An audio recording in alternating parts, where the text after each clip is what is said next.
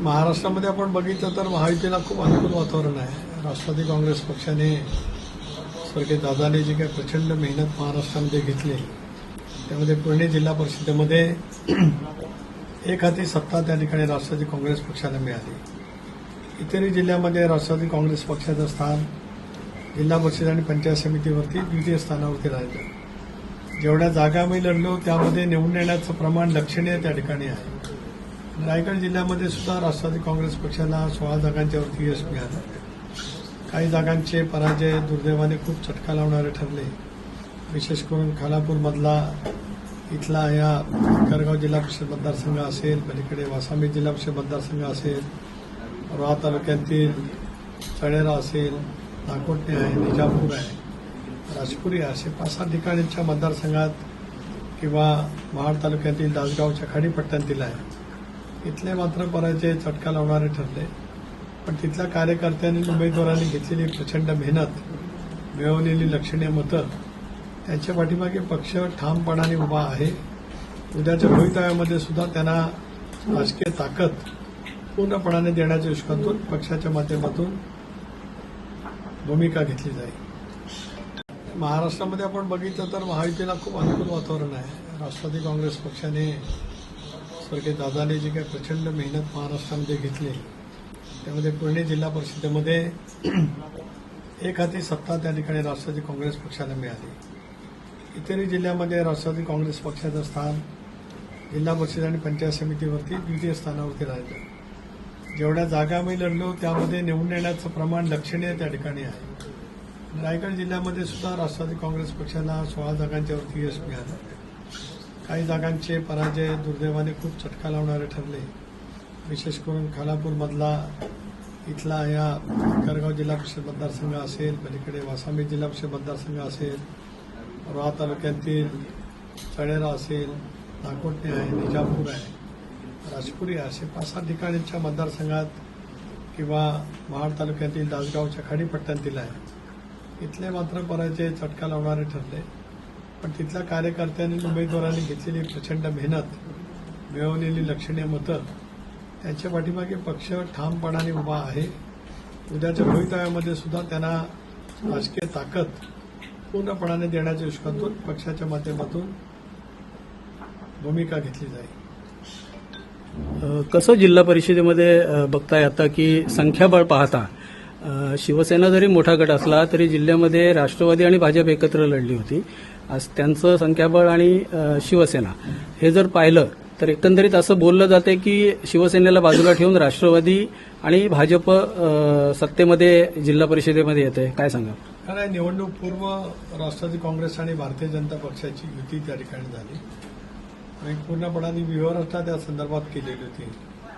राष्ट्रवादी काँग्रेस पक्षाकडे आज 16, भारतीय जनता पक्षाकडे 15, 31 स्पष्टपणाचं बहुमत आहे.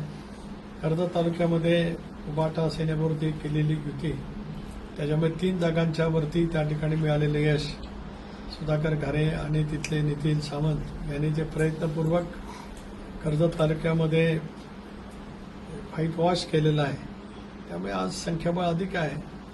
आम्ही एकत्रित आहोत. गटनोंदणी सुद्धा केलेली आहे. वरिष्ठ पातळीवरती या संदर्भातली चर्चा होईल आणि मग त्या संदर्भातला बघूया काय होतंय ते. आमदार महेंद्र दळवी यांनी काल एक वक्तव्य केलंय की शिवसेना, भाजप आणि राष्ट्रवादी राज्यामध्ये एकत्र आहेत आणि आमची इच्छा आहे की जिल्ह्यामध्येही तसंच व्हावं. यासाठी त्यांनी मुख्यमंत्री, उपमुख्यमंत्री यांच्याही भेटी घेतल्या. तर तसं काही आपल्यापर्यंत काही मेसेज आला की? नाही, माझ्यापर्यंत अजून काही मेसेज आला नाही.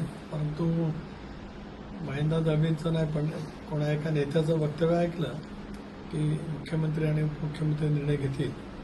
पण ते सोयीस्कररित्या विसरत आहेत की राष्ट्रवादी काँग्रेस पक्षाच्या नेत्या सुनेत्रा वहिनी सुद्धा उपमुख्यमंत्री आहेत. निर्णय प्रक्रियेमध्ये मुख्यमंत्री आणि दोन्ही उपमुख्यमंत्र्यांचा उल्लेख करणं हे महत्वाचं राहू शकतं. परंतु काही ना कदाचित विसर पडतो, सोयीस्कर इतर काय असेल. पण राज्यामधल्या महायुतीमध्ये एक प्रदेशाध्यक्ष म्हणून मी एक नेहमीच महत्वाची समन्वयाची भूमिका त्या ठिकाणी घेतलेली आहे. जिल्ह्यामध्ये किती जरी टोकाची टीकाटिप्पणी झाली तरी राज्य पातळीवरती युतीमध्ये समन्वय कसा राहील याचा प्रयत्न मी सातत्याने त्या ठिकाणी करत आलो. या विषयावरती वरिष्ठ पातळीवरती कुठली चर्चा नाही. आता आगामी दिवस हे महत्त्वाचे आहेत. उद्या माननीय देशाचे पंतप्रधान मुंबईमध्ये येत आहेत. ते त्यांचे वेगळे कार्यक्रम आहेत.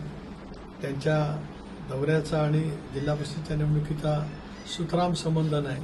अशा वेळेला ज्यावेळेला एकत्रितपणाने बसण्याचं काही ठरेल त्याला राष्ट्रवादी काँग्रेस पक्षाची भूमिका केवळ रायगड जिल्ह्यापुरता नव्हेच तर राज्यामध्ये 12 ठिकाणी निवडणुका झाल्या.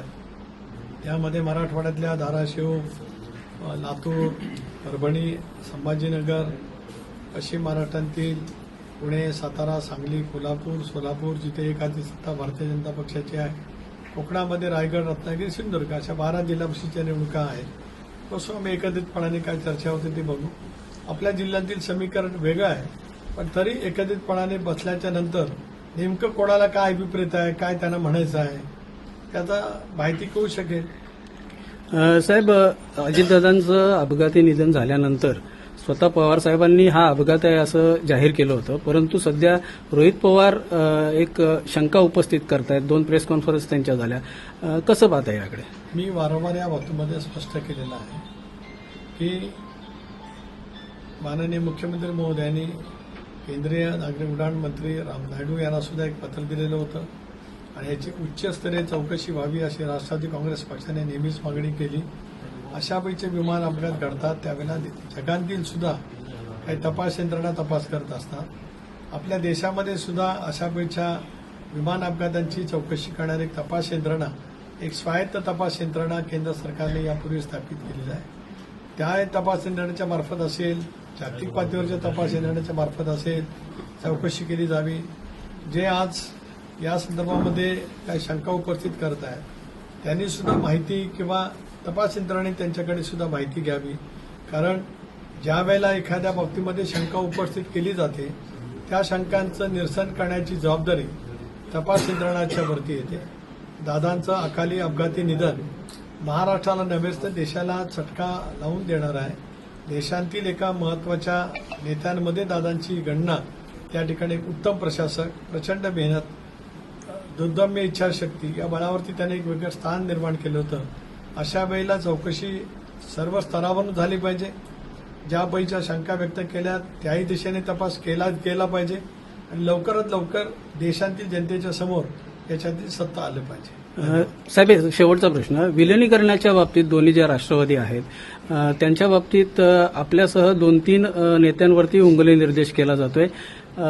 तर नक्की विलिनीकरणाचा निर्णय होईल का? आणि तो जर होणार असेल तर एकंदरीत कसं समीकरण असेल? मी वारंवार देशाच्या राजधानीतील पासून खुलासा केला, स्पष्टपणाची भूमिका मांडली, राज्याच्या राजधानीमध्ये मांडली. आता या विषयावरती अधिक बोलण्यासारखं काय शिल्लक राहिलं असं मला स्वतःला काय वाटत नाही. आज राष्ट्रवादी विधिमंडळ पक्षाची सुद्धा बैठक नियमितपणाने दर मंगळवारी दादांच्या उपस्थितीमध्ये व्हायची, तसं आज आमच्या नेत्या उपमुख्यमंत्री सुनेत्रा वहिनींच्या उपस्थितीमध्ये आज बैठक आहे. त्यामध्ये हा काय विषय अजेंड्यावरचा नाही. आगामी अर्थसंकल्प, त्याच्यामध्ये आपापल्या मतदारसंघातील विकासाची कामं, संघटनात्मक बांधणी, जिल्हा परिषद पंचायत समितीच्या निवडणुकीचा आढावा, अशा अनेक विषयांच्या वरती त्या ठिकाणी चर्चा होईल.